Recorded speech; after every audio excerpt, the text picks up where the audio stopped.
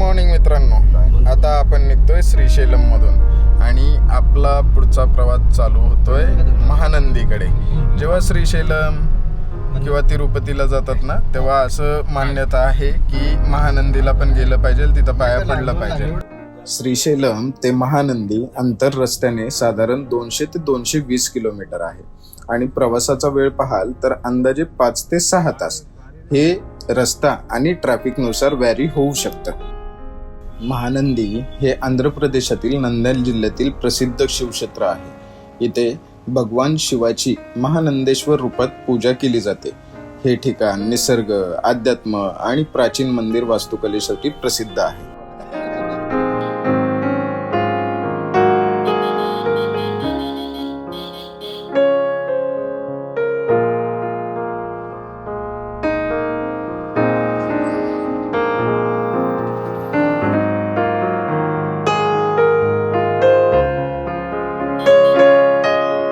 जाऊया नागेश भाऊकडे. नागेश भाऊ, आपल्याला कसं वाटतंय? अप्रतिम, छान वाटतं. म्हणजे तुम्हाला इथं आल्यावर इथला परिसर एकदम स्वच्छ वाटतं. आता आपण जाऊया दत्त भाऊकडे. दत्त भाऊ, कसं वाटतंय तुम्हाला? एकंदरीत पाहता प्रवास खूप छान वाटला आणि रस्ते पण खूप छान वाटले आणि काही विषय नाही. तर मित्रांनो, आत्ता आपण आलोय महानंदीला. महानंदी जर तुम्ही ऐतिहासिकदृष्ट्या पाहिलं ना, तर खूप महत्त्वाचं ठिकाण आहे. जे पण तिरुपतीला जातात किंवा श्रीशैलमला जातात ते दर्शनासाठी इथं महानंदीला येतात म्हणजे येतात. आता महानंदीचं विशेष काय आहे, इथं जर पाहिलं ना तुम्ही, तर तुम्हाला एक स्वयंभू शिवलिंग पाहायला भेटेल आणि त्या स्वयंभू शिवलिंगाच्या खालून सुमारे 1500 वर्षापूर्वी असं पाण्याचे झरे, नॅचरल पाण्याचे झरे वाहतात आणि तेच पाणी आपल्याला इथं पाहायला भेटणार आहे. आता म्हणजे उगमस्थान आहे ते. आणि ही पण आहे, जी शिवलिंग आहे ती शिवलिंग पण स्वयंभू शिवलिंग आहे. आणि हे मंदिर जर पाहिलं ना तुम्ही, तर सुमारे 1500 वर्ष जुनं मंदिर आहे हे. महानंदी हे आंध्र प्रदेशातील नंद्याल जिल्ह्यातील एक प्राचीन शिवक्षेत्र मानलं जातं. बरं, नलमल्ला पर्वतरांगांच्या पायथ्याशी हे वसलेलं मंदिर आहे आणि हे भगवान शिवाला समर्पित केलेलं मंदिर आहे. इथं असलेलं महानंदेश्वर स्वामी मंदिर जे आहे ना, ते सुमारे 1500 वर्षांहून अधिक जुनं मानलं जातं. हे मंदिर 7व्या शतकामध्ये चालुक्य राजांनी बांधल्याचे पुरावे आढळतात. आता इथले जर मेन देव बघाल ना तुम्ही, तर शंकर महादेव आहेत आणि महानंदेश्वर स्वामी आहेत आणि देवी कामेश्वरी पण आहेत. तर हे 3 इथले मेन देव आहेत.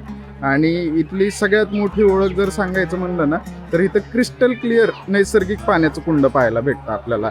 पाणी वर्षभर एकसारखंच वाहत असतं. उन्हाळ्यात थंड आणि हिवाळ्यात किंचित उबदार वाटत असतं. पाणी इतकं स्वच्छ असतं ना की तळाशी पडलेले नाणे आपल्याला सहज दिसतात.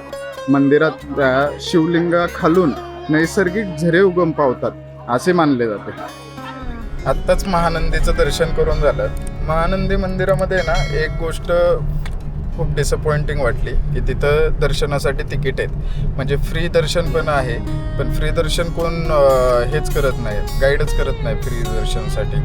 सगळे तिकीटच आहेत. 20 रुपये, 50 रुपये, 150 रुपये असे 3 पद्धतीचे तिकीट आहेत तिथं. आणि जेव्हा आपण लाईनला पण थांबतोय ना, ते प्रायोरिटी पण त्या तिकीट वाईजच दिली जाते. म्हणजे 150 रुपयेवाले आधी जाणार, 50वाले नंतर जाणार, 20वाले नंतर जाणार, मग फ्रीवाले येणार. तर ही एक गोष्ट होती जी तिथं डिसअपॉइंटिंग वाटली.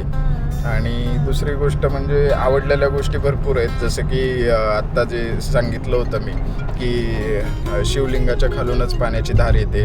तिथं 2 कुंड बनवलेले आहेत. त्या दोन्ही कुंडांमध्ये तुम्ही आंघोळ करू शकता. असं एकंदरीत आहे ना, खूप प्रसन्न वातावरण आतमध्ये होतं. देवदर्शन खूप छान झालेलं आहे आमचं. तर असं हे आहे. आम्ही 7 मित्र, 1 गाडी आणि हजारो किलोमीटरच्या प्रवासाचा हा होता आपला दिवस 3रा.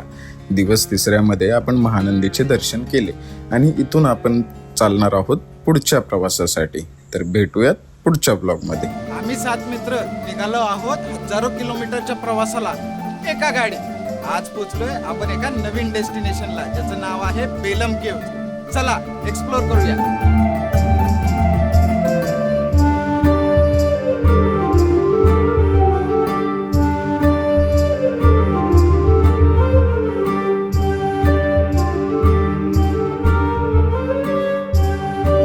भारतातील सर्वात मोठ्या आणि प्रसिद्ध गुहांपैकी ही एक गुहा आहे. आम्हाला कधी वाटलं पण नव्हतं जमिनीच्या 150 फूट खाली हे सगळं बघायला भेटेल.